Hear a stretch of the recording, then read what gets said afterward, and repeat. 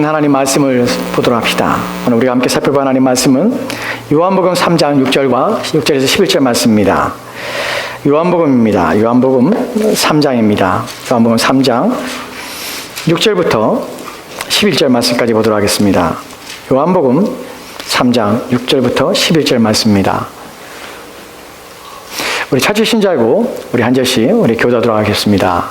제가 먼저 6절 말씀 제가 먼저 봉독하겠습니다. 육으로 난 것은 육이요 영으로 난 것은 영이니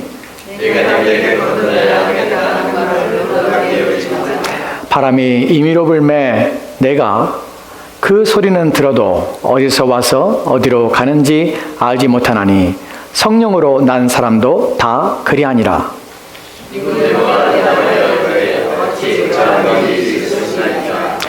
예수께서 그에게 대답하여 이르시되 너는 이스라엘의 선생으로서 이러한 것들을 알지 못하느냐?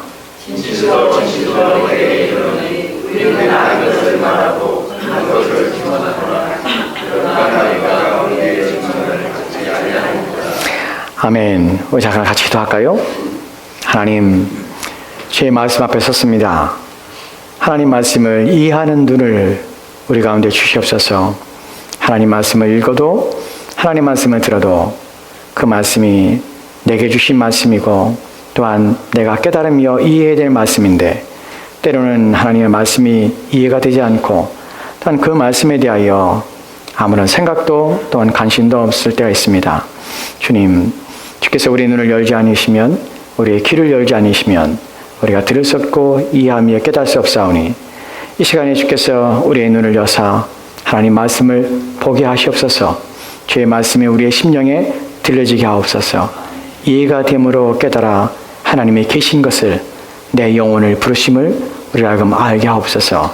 주께서 이 시간 우리가 함께하기 원하며 예수님 이름으로 기도합니다. 아멘. 아멘. 1951년에 국제법으로 모든 나라들이 동의하여서 세워진 한 법이 있습니다. 그 법은 인신매매 금지법입니다. 많은 논의가 있었지만 1951년에 이르러서 세상의 모든 나라들이 함께 모여서 이 법을 국제법으로 정하게 됩니다. 여러분, 국제법과 각각의 나라의 법이 다른 이유가 무엇이냐면 국제법은 모든 나라에 통용되는 것이 만약에 누가 인신매매를 하게 되면 그 법은 국제법에서 모든 나라가 그 범죄에 대해서 책임을 묻고 또한 징벌을 가하게 됩니다. 그래서 자기 나라 사람이 만약에 타국에서 인신매매를 하다 걸리게 되면 그 사람은 자국에 소환되는 것이 아니라 국제법에 따라서 그 나라에서 잡힌 나라에서 형벌을 받게 되고 또한 징계를 받게 돼요. 그러니까 엄격하게 규제를 하고 또한 이것을 하지 못하도록 막기 위한 수단이었습니다.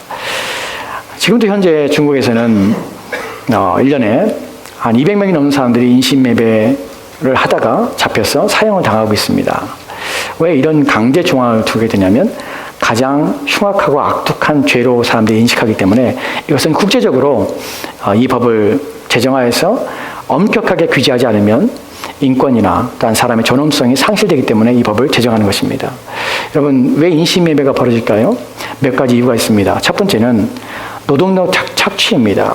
특히 아이들을 또한 성인 여자들을 잡아다가 이 사람들에게 무임금으로 일을 시키면 말미암아 노동력을 착취하는 일을 합니다. 일단 두 번째로는 이들을 불러서 이들로 하여금 성적인 또 매춘행위를 하게 함으로 말미암아 이득을 얻기 위해서 여자들을 납치하는 경우도 있습니다. 세 번째로는 장기 매매입니다. 사람의 신체를 끄집어내서 그것을 다른 사람에게 이식하기 위해서 이런 매매 속에 사람들을 인신매매하는 것이 이건 참 비인륜적인 모습입니다. 근데 여러분, 이 인신매매가 지금은 국제적으로 법을 정해서 하지 못하도록 하고 있지만 이것이요 300년 전에는 이것이 가장 자랑스러운 직업이었습니다. 남자들이 제일 되고 싶은 직업 중에 하나가 뭐냐면 이 노예 상인이었어요. 노예 상인이 되면 떼돈을 벌기 때문에 너도 나도 노예 상인이 되고 그 배에 타고 싶어서 안달을 했습니다. 그리고 그러니까 노예 무역을 하는 사람은 사람들에게 존경을 받고 사람들이 가장 우러러보는 가장 되고 싶은 사람 중에 하나가 노예 무역하는 사람이었어요. 지금과 너무나 다르지요. 그 당시에 한 사람이 있습니다. 악독하고 또한 사람을 보기를, 노예들을, 아프리카에서 사람들 잡아서 그 노예들을, 생명들을 하찮게 여기며 그들을 죽이는데 또한 그들을 노예로 파는 데 있어서 앞장섰던 한 사람이 있습니다. 그 사람에 대한 이야기를 좀 시작하려고 합니다. 그 사람은 6살 때 어머니가 죽습니다. 그리고 아버지 밑에 자랐는데 또한 새엄마 밑에서 자라게 되는데 폭행을 당하고 또한 핍박을 당하게 됩니다. 그리고 아버지에 끌려서 11살 때 노예 상선에 타게 돼요. 그때부터 노예 무역에 참여하게 됩니다. 11살 때. 그때부터 노예들을 보기 시작하는 것이, 이 사람 마음이 얼마나 강팍하고 얼마나 악한지, 사람인데 그 사람이 죽어나가는 것을 전혀 개의치 않는 것이. 여러분, 당시 노예들이 어떤 일을 당했냐면, 사람들이 노예 무역하는 것이 돈이 된다는 사실을 알고 너도 나도 배를 가지고 아프리카 가서 아프리카에 있는 원주민들을 잡는 것이. 근데 그때 지금 추산으로 한 2천만 명이 죽었다고 합니다. 근데 그들이 노예로 와서 죽은 것이 아니라 노예로 잡히는 순간부터 노예로 팔려오는 때까지 거의 절반 이상이 죽었어요. 그 잡혀와서도 많이 죽었습니다. 어떤 일이 벌어진지 아십니까? 당시에 그 기록을 보면 아프리카에서 그 원주민들을 이제 사로잡기 시작합니다. 덫을 넣어서 잡기도 하고 또한 몰이를 해서 잡기도 합니다. 잡은 사람들을 노예손이 올 때까지 이 사람들을 한 곳에 가두는 것이에요. 근데 그 가두는 토굴에 가둡니다. 땅속 지하에 가두는데, 가둔 동안에 음식을 분배할 때 아주 적은 양을 줍니다. 왜냐하면 많은 사람들이 잡혔기 때문에 그 사람들의 음식을 다 댈 수가 없어요. 그 깜깜한 지하 감옥에서 이들은 거기서 살게 되는데, 노예선이 올 때까지 거기서 버텨야 돼요. 근데 당시에는 큰 그들을 위한 인권이나 그들을 위한 장소들이 마련되지 않았기 때문에 그들은 어두운 지하 감옥에서 그들은 누울 수도 없는 촘촘히 사람들로 쌓인 그곳에 갇혀 있어야 돼요. 여러분 생각해 보십시오. 그걸 일주일, 한 달, 2달 정도의 기간 동안에 그들이 깜깜한 감옥 속에서 그들이 눕지도 못해요. 왜냐하면 너무나 좁은 밀착되는 공간이기 때문에. 거기서 던져지는 음식을 서로 받아먹으면서 거기서 배설을 당하고 거기서 병에 걸리고 그 사람들이 죽어나가는 것이. 그래서 거기서 수많은 사람이 죽고 이제 배를 타기 시작합니다. 생각해 보세요. 아프리카 원주민들은 한 번도 배를 타거나 배에 대해서 익숙한 사람들이 많지 않았습니다. 근데 배를 타고 항해를 하러 오는 것이에요. 근데 배에 이 사람들이 노예 무역을 하는 사람들이 가장 크게 이문을 남기기 위해서는 그 좁은 배에 많은 사람들을 채워서 오는 것이에요. 그러니까 그 항해 기간 동안에 그들은 또 배 밑창에 그들은 가둬져서 눕지도 못하고 그냥 쪼그려 앉아서 그 상태에 일어나지 못하고 그 상태에서 오게 되는 것이. 그 배 상태에서 처음 배를 탄 사람들, 여러분들 배를 타보면 아시지만 배멀미 얼마나 심하게 합니까? 그 안에서 서로 구토하면서 그 항해 기간 동안에 사람들이 질병에 걸리고 또한 굶주림에 걸리고, 또 나약한 사람들은 노예 상인들이 질병 오기 때문에 그 사람들은 또 찾아내서 그냥 바다에 던져버리는 것이. 그리고 이제 한국에 도착하게 됩니다. 햇빛쩍 마르고 이제 나약하고 이제 간신히 생명 붙은 사람들이 이제 노예로 팔려오는 것이. 그 가운데서도 아직 건장한 사람만 비싼 가격에 팔리고 나머지들은 또다시 싼 가격에 이리저리 팔려서 죽임을 당하는 일들을 했던 것이. 이 사람이 11살 때부터 그 일을 했어요. 근데 전혀 양심에 꺼리낌이 없었어요. 사람을 병이 들고 약하다는 일 때문에 바다에 던져서 죽게 하는 일들에 대하여 전혀 마음에 꺼리낌 없이 그 짓을 했습니다. 근데 이 사람이 1748년 5월 10일 날 이 사람이 큰 일을 겪게 됩니다. 이 사람이 노예 무역의 배 선장이 되어서 가득가득 노예를 싣고 이제 돌아오는 길이었습니다. 1748년 5월 10날 이 사람은 항해 속에서 큰 폭풍을 만나고 풍랑을 만나게 됩니다. 그리고 배가 거의 파산 지경에 이르게 돼요. 그리고 이제 거의 죽을 지경에 이르게 됩니다. 그때 이 사람이 그가 어렸을 때에 그가 알고 또한 들었던 그 하나님에 대하여 기도하기 시작합니다. 사실 이 사람은 기독교에 대해서 큰 반감을 가지고 있던 사람입니다. 이 사람이 어느 정도의 기독교의 반감을 가지고 있냐면, 이 사람의 어머니가 개신교였어요. 6살 때 죽었어요. 아버지는 캐톨릭 신자였어요. 근데 자기를 학대하고 했어요. 그래서 종교에 대해, 기독교에 대해 큰 반감을 가지고 누구든지 기독교인이라면 앞에 나가서 모욕을 하고 욕을 하고 쌍욕을 하면서 그 복음을 전하는 것을, 그리스도인 되는 것을 앞장서서 말렸던 사람이에요. 막 화를 내고 분을 내면서 이런 짓을 했습니다. 이 사람이 그 순간에 죽음의 위기 속에서 이 사람이 할 수 있었던 것은 단 하나, 자기가 알지 못하는 또한 다른 사람이 믿고 있는 그 신에 대하여 기도하기 시작합니다. 그리고 그날 밤이 지나고 가까스로 이 사람의 목숨을 건지게 됩니다. 그 돌아와서 이 사람 마음에 큰 변화가 일어나요. 자기 인생에 대해서, 자기 삶에 대해서. 그리고 자신이 노예 상현을 하는, 노예 무역을 하는 것에 대해서 회의감을 느끼기 시작합니다. 그 사람이 보이기 시작해요. 그 이 사람이 변화되어서 나중에 목사가 됩니다. 이 사람이 누구냐면 존 뉴턴이에요. 이 사람이 쓴 찬송은 사람들이 가장 즐겨하고 가장 은혜롭게 부르는 찬양입니다. 그 찬양의 이름이 Amazing Grace예요. 그 찬양의 첫 번째 1절의 가사를 보면 이렇게 되어 있습니다. 여기 보면은 우리가 한국말로 번역하면요. 나 같은 죄인 살리신 주 은혜 놀라와 그다음에 뭐죠? 내가 죽었던 날을 이제 광명 얻었네. 이 찬양을 이 가사를 통하여 그가 가사를 쓰고 이 찬양을 부르게 됩니다. 우리는 이 찬양을 부를 때마다 이것이 어떤 의미인지 잘 모르고 우리 자신에게 해당된다고 생각하죠. 사실은 이것은 존 뉴턴의 삶에 대한 자신의 자전적 고백을 담아서 하나님께 드렸던 찬양이고 기록했던 것입니다. 나 같은 죄인 살리신 주 은혜 놀라와 잃었던 생명 찾았고 광명 얻었네. 근데 사실 원문을 보면 그 의미가 좀 더 달라집니다. 아주 한글 번역이 멋있게 번역했죠. 잃었던 생명 찾았고 광명 얻었네. 근데 본문에 보면 자기가 한때는 잃어버렸고 또 한때는 그러나 지금 찾게 되었습니다. 무엇을? 생명을 찾은 것이죠.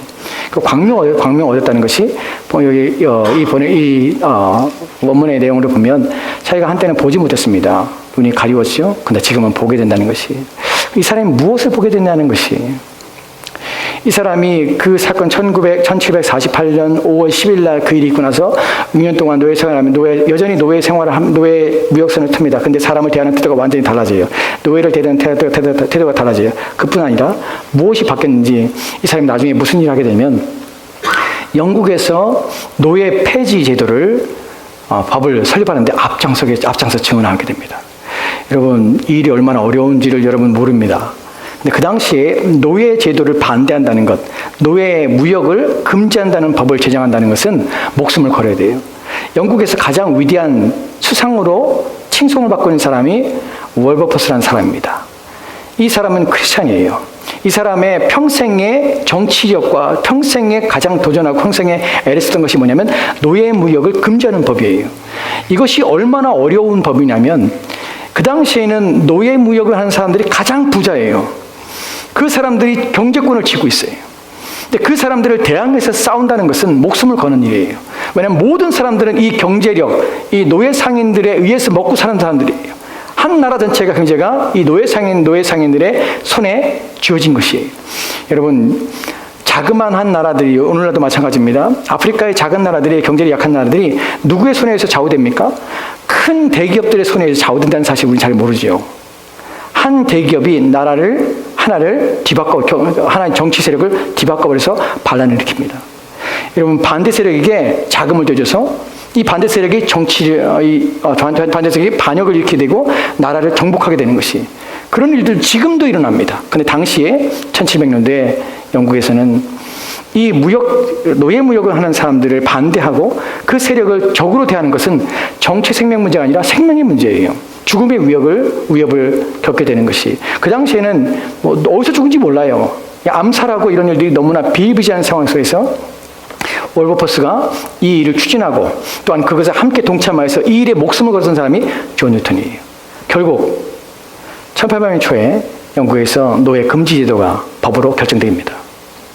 생명을 걸고 싸웠던 사람들이 승리하게 돼요. 그 후에 노예 폐지 운동이, 또한 이 노예 매매가 금지서 각 나라가 노예 금지를 하게 되는 것이에요. 이 일에 앞장섰던 사람이 바로 존 뉴턴입니다. 그는 그런 사람이 아니었어요. 노예 제도로, 노예 무역으로 얼마나 큰 이득을 보고 얼마나 큰 많은 것들을 얻었는지 모릅니다. 근데 그 사람이 한순간에 무엇인가 그의 인생에 큰 변화를 일으키고 보지 못했던 것들을 보게 되는 사건 통해서 그의 인생이 완전히 바뀌게 된 것이에요. 그래서 세계에 성매매나 노예무역이나 또한 노예지대나 또한 이 매매에 대해서, 인신매매에 대하여 경각심을 불러일으키게 되었습니다. 어떤 일이 일어나는 것일까요? 무엇을 보게 된 것일까요? 여러분, 그리스도인이 된다는 것은 보게 되는 것입니다. 보지 못하는 것을 보게 되는 것이에요. 알지 못했던 것을 알게 되는 것이 그리스도입니다. 오늘 그 말씀을 보려고 합니다. 이것이 왜 보는 것이고 왜 이것이 알게 되는 것이냐 하면 예전에는 전혀 생각하지 못했던 것이기 때문에 그 말씀에 대하여 오늘 우리가 읽었던 요한복음 3장 7절 말씀에서 예수님께서 이렇게 말씀하십니다. 볼까요? 같이 읽겠습니다. 시작. 내가 내게 거듭나야 하겠다는 말을 놀랍게 여기지 말라. 본문에서 놀랍게 여기지 말라는 것은 와 신기해 이 정도가 아니에요. 이상해 라는 것이에요. 기이해. 어떻게 이런 일이 있지? 이게 뭐지? 나는 궁금증이에요. 왜 그런 궁금증이 일어나냐면 이것은 이해할 수 없는 것이기 때문에 그래요. 이해할 수 없는 일이 일어났다고 그래요. 예수님께서 내가 너한테 말하는데 거듭나야겠다, 중생 다시 태어나겠다, 네가 새로운 사람이 되었다 하는 것에 대하여 새 사람이 되는 것에 대해서 너는 이 말할 때 너는 그것을 어떻게 사람이 여지껏 살았던 삶의 방식에서 여지껏 자신의 인생의 목적과 의미라고 여겼던 그 삶에서 내가 가던 길에서 어떻게 한순간에 돌이켜서 전혀 그것과 극의 반대의 상황으로 인생을 살아가게 될까 하는 일들이 어떻게 벌어지냐. 너는 그것을 기이하게 여기고 이상하게 여기지 말아라. 그 일이 일어난다. 그게 누구냐면 바로 그리스도인이 그런 일을 경험하는 것이다 라고 말씀하는 것이에요. 여기에 대하여 9절 말씀에서는 니고데모가 어떻게 그런 일이 일어날 수 있습니까? 하고 물어요. 어떻게 그런 일이 있을 수 있습니까? 사람이 자기가 좋아하던 것, 사람이 자기가 원하던 것, 나는 내가 원하는 방식으로 내가 즐겨하던 것, 그것이 다른 사람에게 어떤 영향을 미치건 전혀 상관없이 살게 되었습니다. 그것이 무엇이건 그것이 옳고 그름의 기준이 나의 기준이 됐어요. 그런데 그날 그 시간에 그의 인생에서 무엇인가 다른 것이 들어와서 보지 못하는 것들이 보게 되므로 그의 인생이 전혀 다른 방향으로 인생을 살아가게 됐다는 것이, 그것이 뭐냐는 것이에요. 그것이 그리스도인들의 경험입니다. 그리스도인들은 어떤 사람이냐면 여지껏 살아왔는데 내가 하나님 없이도 살아왔어요. 여지껏 내 삶에서 신앙이나 기독교나 이런 것에 전혀 관심 없이 살았어요. 그것이 내게 아무런 의미도 없었어요. 어느 순간 어느 날 그것이 내게 의미 있는 날이 된 것이에요. 그것이 내게는 목숨보다 중요한 일이 된 것이에요. 그것은 내 인생에서 정말 가장 중요하고 내 인생의 삶을 완전히 바꾸는 기이한 일이 된 것이에요. 그것은 이해할 수 있는 것이 아니에요. 말로 설명되는 것이 아니에요. 그래서 예수님께서는 기이하다고 말하는 것이에요. 내가 놀라지 말라고 하는 것이에요. 어떻게 됩니까? 어떻게 됩니까? 라는 물음에 6절과 8절 말씀을 이렇게 말씀하세요. 6절과 8절 말씀 우리 같이 읽을까요? 6절 읽겠습니다. 시작. 육으로 난 것은 육이요 영으로 난 것은 영이니. 8절 말씀입니다. 바람이 임으로 불 때 내가 그 소리는 들어도 어디서 와서 어디로 가는지 알지 못하나니 성령으로 난 사람도 다 그러하니라. 아멘. 무슨 말이냐면 난다는 말은요 태어나는 것이에요. 육신을 가진 사람이 자녀를 낳으면요 육신의 자녀가 되는 것이에요. 사람이 아이를 낳으면 사람이 돼요. 근데 이 기이한 일, 어떻게 그런 일이 벌어집니까? 어떻게 한 사람의 인생이 전혀 다른 인생으로, 어떻게 하나님을 전혀 알지 못하는 사람이 하나님을 알게 되고 그분을 믿으며 그분을 내가 믿고자 하는 삶으로 어떻게 그분을 주인으로 섬기며 그런 일이 벌어집니까? 어떻게 됩니까? 어떻게 그런 일이 가능합니까? 라는 물음에 대해서 육체적으로 하는 사람들은 우리가 너희 아버지가 너희를 낳았을 때 너는 똑같이 그런 상황 속에 살 수밖에 없지만 이 기이한 일, 이상한 일, 이 신기한 일은 어떻게 되냐면 성령으로 태어난 사람이다 라고 말하는 것이에요. 다른 태어남이 있다는 것이에요. 저와 여러분 오늘 말씀 속에서 들어야 될 것이 이것은 다른 태어남이에요. 성경에서 우리를 중생이라고 말하는 것은 다시 태어나는 것이에요. 이것은 어떻게 태어나냐면 성령에 의해서 다시 우리의 영혼이 태어나게 되는 것이에요. 그 사람에게 무슨 일이 있었습니까? 존 뉴턴에게 무슨 일이 있었습니까? 라는 물음에 그가 대답할 수 있는 것은 나는 다시 태어났다는 것이에요. 내가 내 육체가 죽은 것이 아니라 내 영혼에 다시 태어나서 무엇인가 새로운 것이 보지 못했던 것들을 보게 되는 새로운 태어남이 있어서 내 인생을 다시 살게 되었다는 것이에요. 이에 대하여 예수님께서 11절 말씀에 사람들이 어떻게 믿습니까? 그것을 과연 그런 일이 정말 있을 수 있습니까? 나는 그런 거 한 번도 생각해 본 적도 없고 본 적도 없습니다 라고 말하지만 그것은 확실한 일이라고 이렇게 말씀하고 있습니다. 11절 말씀입니다. 같이 읽을까요? 같이 읽겠습니다. 시작. 진실로 진실로 내게 이르노니 우리는 아는 것을 말하고 본 것을 증언하노라. 그러나 너희가 우리의 증언을 받지 아니하노도다. 예, 이것을 말해도요 받지 않는 사람들이 있어요. 왜냐하면 기이한 것이니까, 이해할 수 있는 것이 아니기 때문에. 어떻게 그런 일이지? 저 사람들은 왜 저렇게 하나님을 믿으려고 애를 쓸까? 왜 저 사람은 예수님을 믿으며 예수님을 나의 주님이라고 믿으며 살까? 왜 저 사람은 예전에 살던 삶의 방식에서 이제 기독교인으로 크리스찬이라는 삶의 모습으로 살려고 저렇게 애를 쓸까? 왜 저 사람들은 어렵고 귀찮고 힘든 일인데 왜 그 일을 계속하는 것일까? 왜 여지껏 살면서 그냥 편안하게 사는 삶을 마다하고 왜 저들은 자신이 정해놓은 시간과 자신이 정해놓은 일들에 대하여 저렇게 매진하면서 그 일에 온 힘을 기울이는 것일까? 너희는 믿지 못하고 너희는 알지 못하지만 왜 그렇게 하냐면 진실로 내게 이르노니 내게 말하는데 우리는 이것을 말하고 본 것을 증언하라. 아는 것을 말하고 본 것을 증언하라 라고 말합니다. 무슨 말이냐면 사실이라는 것이에요. 왜 그렇게 하냐면 그들은 알기 때문에 하고 그들은 봤기 때문에 하는 것이에요.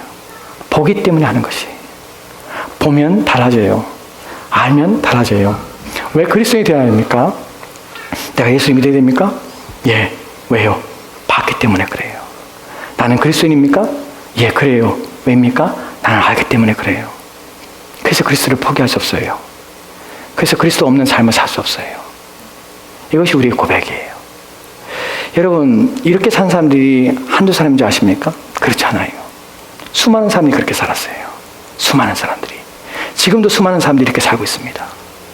저와 여러분은 이 중에 하나 아닙니까? 저도 그렇습니다. 저도 제 친구들이요. 제 중학교 때, 초등학교, 중학교, 고등학교 때 친구들이 제가 목사가 되면 다 뒤집어져요. 제가 너 어떻게 사냐? 나 목사야. 그러면 미쳤어? 미쳤어요. 왜냐면 한 번도 제가 목사가 되겠다고 꿈꿔본 적이 없어요. 중학교 다니면서 친구들 만나면서 미션 스쿨 다니면서도 나 나중에 목사가 될 거야. 나는 생각도 못했어요. 기독교인이 된다는 생각도 안 했어요. 고등학교 때 친구들, 나를 아는 친구들이 내가 목사가 나중에 대학교 때 나 신학교 다녀. 나 목사가 되려고 다녀. 그 말했더니 다 놀래더라고요. 너 어떻게 너 무슨 일 있었어? 라고 물어보더라고요. 무슨 일 있었죠? 1986년에 12월에 무슨 일이 있었죠, 저한테. 그 친구들과 함께 올라다니면서 막 놀고 먹고 마시고 하는 일들을 막 하면서 그렇게 지냈는데 1986년 12월 어느 날 내 인생에 보지 못했던 것들이 보여지게 됐어요. 알지 못했던 것들이 알게 됐어요. 아, 이렇게 살면 안 되겠구나 하는 생각이 들었어요. 그리고 나는 목사가 되겠구나, 하나님을 살아야겠구나 하는 생각이 마음에 들기 시작했어요. 그래서 제가 그리스도인이 되었습니다. 저만 그런 것이 아닙니다. 수많은 사람이 그랬습니다. 고린도전서 6장 9절과 11절 말씀 보면 이렇게 기록되어 있어요. 같이 읽겠습니다. 시작. 불의한 자가 하나님의 나라를 유업으로 받지 못할 줄을 알지 못하느냐? 미혹을 받지 말라. 음행하는 자나 우상 숭배하는 자나 간음한 자나 탐색하는 자나 남색하는 자나 도적이나 탐욕을 부리는 자나 술 취하는 자나 모욕하는 자나 속여 빼앗는 자들은 하나님의 나라를 유업으로 받지 못하리라. 너희 중에 이와 같은 자들이 있더니 주 예수 그리스도의 이름과 우리 하나님의 성령 안에서 씻음과 거룩함과 의롭다 하심을 받았느니라. 아멘. 고린도 교인들이 어땠습니까? 그 사람들은 무엇하는 사람이었습니까? 이 사람들은 음행, 우상 숭배, 간음, 탐색, 남색, 도적질, 탐욕, 술 취하고 모욕하고 속여 빼앗고 이런 나라들은 하나님의 나라에 하나님께서 기뻐하지 않고 하나님 나라에 합당하지도 않는데 너희 중에 그런 삶을 살았다는 것이에요. 너희 중에 이러한 자들이 있었는데 그런데 지금 어떻게 해요? 주 예수 그리스도의 이름과 우리 하나님의 성령 안에서 씻음과 거룩함과 의롭다함을 받아서 너희들은 이제 그러한 삶을 벗어버리고 새 사람이 되었다는 것이에요. 누가요? 고린도 교인들이. 누가요? 오늘 저와 여러분들이 그리스도 예수를 믿는 사람들이 그렇게 된 것입니다. 우리가 그리스도 예수를 믿음으로 어느 순간 우리는 복에 되어서 더 이상 옛날의 삶들을 살지 못하게 되는 것이에요. 우리는 복에 되어서 하나님 없이 살 수 없어요. 복에 되어서 그리스도 없이 인생은 살 수 없습니다. 성경에 한 구절도 있는데 한 사람이 있습니다. 자신에 대하여 너무나 비참하게 생각하는 사람이지요. 자신에 대하여 아주 비하하며 낮추는 사람의 말을 좀 들어봅시다. 디모데전서 1장 15절을 보면 한 사람이 있습니다. 같이 읽을까요? 같이 읽겠습니다. 시작. 이쁘다 모르는 사람이 받을 만한 이 말이여 그리스도 예수께서 죄인을 구하려고 세상에 임하셨다 하였도다. 죄인 중에 내가 괴순이라. 그러나 내가 긍휼을 입은 까닭은 예수 그리스도께서 내게 먼저 일체 오래 참으심을 보이사 후에 주를 믿어 영생 얻는 자들에게 본이 되게 하려 하심이라. 영원하신 썩지 아니하시고 보이지 아니하고 홀로 하나이신 하나님께 존귀와 영광이 영원 무궁토록 있을지어다. 아멘. 자신에 대하여 뭐라고 말하고 있습니까? 그리스도 예수께서 죄인을 구원하시려고 세상에 임하셨는데 그 죄인이 누구냐면 바로 나다라는 것이에요. 나는 어떤 사람이냐? 죄인 중에 가장 우두머리 죄인이었고, 그런데 내가 이런 난데 죄인 중에 최고가 있다면 내가 그 죄인 중에 가장 앞장서서 죽어야 할 자인데, 그런데 그 죄인 중에 괴수인 내가 그리스도께서 내게 먼저 은혜를 베푸시고 긍휼을 베푸신 것은 그 오래 참으셔서 나로 하여금 주 예수를 믿어 영생을 얻게 하신 것은 무엇이냐면, 나 때문에 내가 본이 되어서 나 같은 사람도 그리스도 예수께서 나를 구원하신 것처럼, 나 같은 사람도 그리스도께서 은혜를 베푸신 것처럼 모든 사람을 구원하시고 은혜를 베푸신 것이 우리 주님이심을 알게 하기 위해서 내게 먼저 은혜를 베풀어 주셨다라고 고백하는 것이에요. 그분은 어떤 분이십니까? 우리를 구원하시는 그분은 어떤 분이십니까? 영원하신 왕, 곧 썩지 아니하시고 보이지 않는 하나님이십니다. 근데 그분이 보이게 되고 그분을 알게 된 것이에요. 이것이 바로 중생이고 이것이 바로 그리스도인이 경험하게 되는 놀라운 일입니다. 이것 때문에 저와 여러분들은 하나님 믿게 되고 우리를 부르신 그분 앞에 믿음으로 서게 되는 것입니다. 여러분, 이런 사람들의 삶의 모습을 마지막 한 구절 통하여 보도록 합시다. 이렇게 보게 되면, 이렇게 경험하게 되면 이 사람들은 끝까지, 마지막까지 자신의 본 것과 자신이 믿는 것, 아는 것에 대하여 끝까지 온 마음을 다하여 그 일에 온 힘을 기울여 사게 됩니다. 그 부분이 디모데후서 4장에 보면 바울이 이렇게 기록되고 있습니다. 같이 읽을까요? 같이 읽겠습니다. 시작. 전제와 같이 내가 벌써 부어지고 나의 떠나는 지각이 가까웠도다. 나는 선한 싸움을 싸우고 나의 달려갈 길을 마치고 믿음을 지켰으니 이제 후로는 나를 위하여 의의 면류관이 예비되었으므로 주 곧 의로우신 재판장이 그날에 내게 주실 것이며 내게만 아니라 주의 나타나심을 삼하는 모든 자에게 두니라. 아멘. 아멘. 나는 벌써 부어졌습니다. 뭐로? 전제로. 전제란 말이 재물이에요. 이 말은 다른 말로 나는 이제 순교합니다. 죽을 날이 가까웠습니다. 사도 바울은 어떻게 죽었냐면, 전설에 의하면 사도 바울은 목이 잘려 죽었다고 합니다. 베드로는 십자가를 거꾸로 지고 죽었고요. 그리고 모든 12사도들은 다 순교당했습니다. 이 사람들이 죽으면서 뭐라고 고백하냐면, 나는 선한 싸움을 싸웠고 나의 달려갈 길을 마치고 믿음을 지켰다고 합니다. 본 사람은요, 끝까지 그 믿음을 지킵니다. 알고 있는 사람은 결코 그 믿음을 포기하지 못합니다. 왜냐하면 이제 후로는 나를 위하여 의의 면류관이 예비된 것도 보는 것이에요. 또 곧 의로우신 재판장이 그날에 내게 주실 그것을 확신하는 것이에요. 바울에게만 주는 것이 아니라 주의 나타나심을 삼하는 모든 자들에게 의의 면류관을 준비해 주시는 것을 보게 됩니다. 그래야 그리스도의 삶을 사는 것이에요. 바울만 그렇습니까? 아니요, 그렇지 않아요. 여러분, 바울 시대에 많은 사람들이 순교합니다. AD 100년, 200년, 300년여간에 로마의 황제들이, 아주 포악한 황제들이 황제로 등극할 때마다 수많은 그리스도인들이 순교를 당했어요. 알다시피 콜로세움 경기장에서 짐승들, 무서운 맹수들에게 사람들이 쫓겨다니며 뜯기며 그다음 먹히는 것을 사람들은 즐거워하고 그것을 구경으로, 스포츠로 사람들이 즐겼습니다. 여러분, 그때 그리스도인들이 자신의 자녀들의 죽음에, 자신의 아내의 죽음에 얼마나 많은 절망과 얼마나 많은 고민과 얼마나 많은 마음의 두려움이 생겼을까요? 여러분, 생각해 보십시오. 그리스도를 믿는 이유만으로 재산이 다 빼앗겼습니다. 그리고 잡혔습니다. 잡혀서 감옥에 갇혔습니다. 죄목은 뭐예요? 넌 그리스도인이야. 거기에 판결할 때 이렇게 판결합니다. 네가 만약에 오늘 그리스도가 주인이 아니라 황제가 주로 섬긴다는 말만 하면 지금 네가 소유했던, 네가 뺏겼던 모든 재산을 다시 즉시 돌려줄게.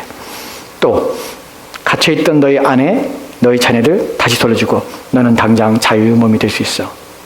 네 입에서 나는 그리스도를 믿지 않고 그리스도는 나의 주가 아니요 황제가 나의 주님이다라는 고백만 말만 하면 돼. 그것이 진실이건 거짓이건 너는 그 말만 하면 돼. 라는 요구를 받습니다. 여러분, 그 요구를 받고 잡혔을 때 그 그리스도인들 가운데 고민하지 않은 사람 없을 것이, 다음 날에 맹수에게 던져질 날이 가까웠을 때 얼마나 많은 두려움이 있을까요? 여러분, 남자들에게 있어서, 특히 아버지가 있어서 자신이 자신의 사랑하는 아내를 대신해 죽을 수 있다면, 내가 죽고 우리 자식이 살 수 있다면 그런 다짐할 수 있죠. 근데 나도 죽고 내 자녀도 죽는다면 이것은 정말 깊은 고민이에요. 그날 밤 얼마나 많은 사람들이 고민하고 죽어갔을까요? 여러분, 예전에 그런 사람들이 노예로 갇혀서 이런 굴에 가면 그 극심한 두려움과 공포 때문에 사람들이 벽을 살기 위해서 벽을 긁는 것들을 우리가 보게 되는데, 그런 흔적들이 남아 있습니다.